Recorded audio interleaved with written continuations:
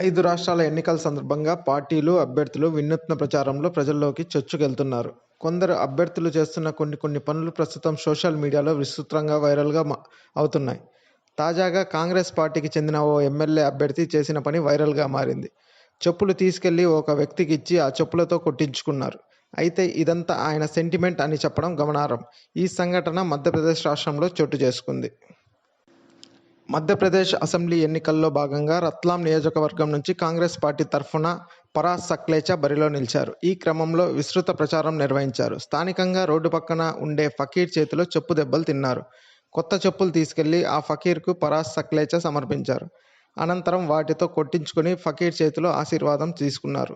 ఆ చెప్పులను తీసుకున్న బాబా పరాస్ సక్లేచా తలపై కొట్టాడు. ఆ తర్వాత 2 చెప్పులతో 2 చెంపలపై చెల్లుమనిపించాడు.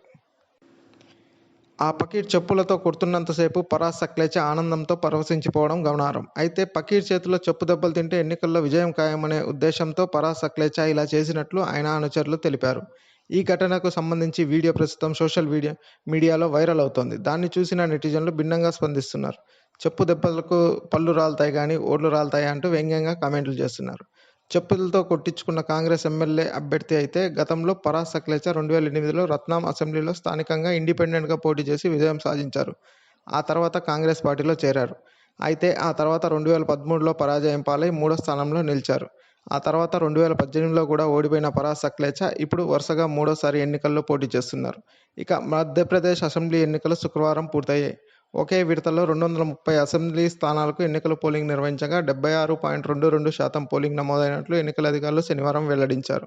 మొత్తం 230 స్థానాలకు 2,533 మంది అభ్యర్థులు పోటీపడ్డారు. 1956లో మధ్యప్రదేశ్ రాష్ట్రం ఏర్పడినప్పటి నుంచి ఇప్పటి వరకు ఈ స్థాయి ఓటింగ్ శాతం నమోదు కావడం విశేషం.